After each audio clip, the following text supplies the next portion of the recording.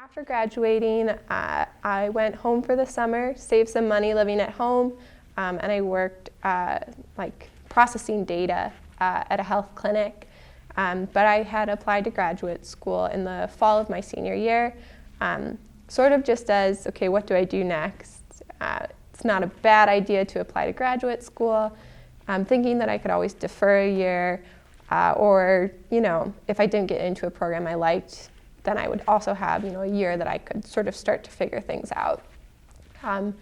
So I spent the summer just working, a normal 9-to-5 job, and then came down to Atlanta in August of that year to get started with grad school. Said bye to Colorado in May and went on to Atlanta in August.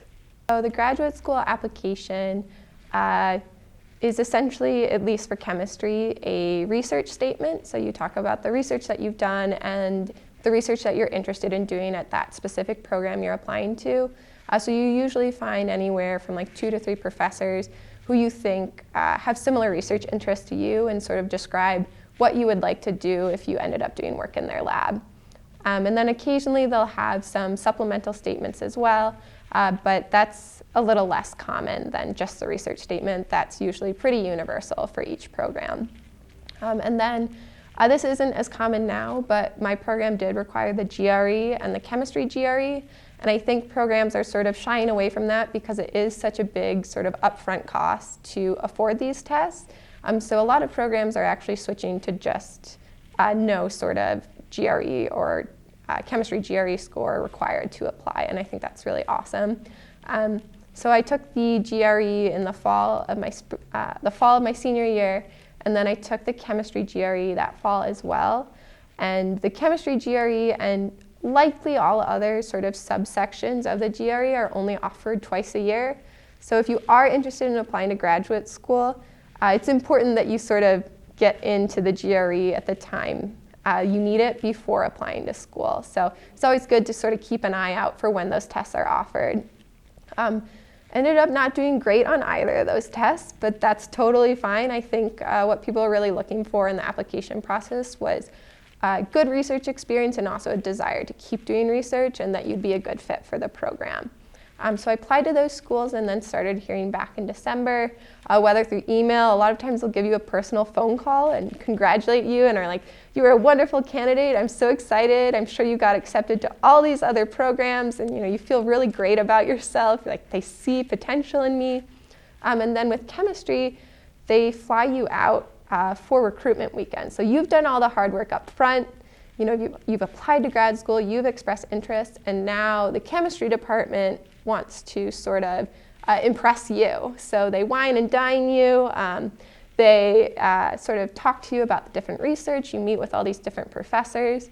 And there were a few sort of key criteria I was looking for when I went to these recruitment weekends.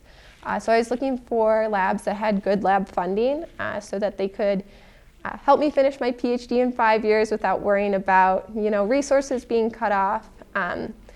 Places where I found at least 2 to 3 labs that I could see myself working in, so a few different advisor options, and then also places where I found a really supportive and encouraging department culture.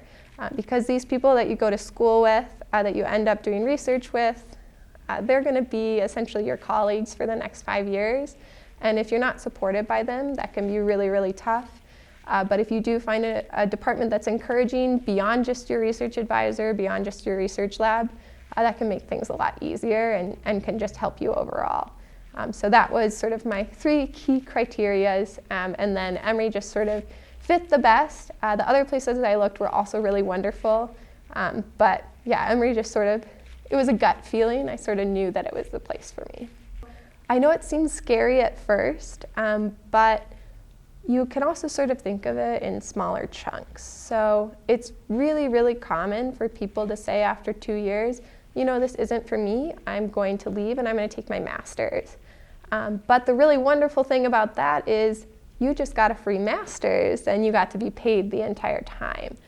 So it's really not uncommon for people to just say, this isn't for me right now, I'm going to take my master's and go, but you didn't have to pay for it.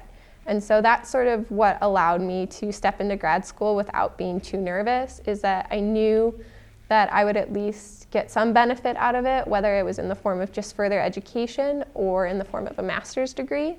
And then as I kept doing the research, I realized this is something that I really love doing, and I'm not going to be satisfied until I finish. And even then, I think I'll just want to keep going. So for me, as long as you take it in small chunks, it's much easier. And if you have a supportive community that, loves you regardless of if you have masters after your name, if you have a PhD after your name, or who are going to support you through anything, then you can do it. I think that's key. Have a community outside of grad school, community outside of whatever department you're in, and you're going to be just fine.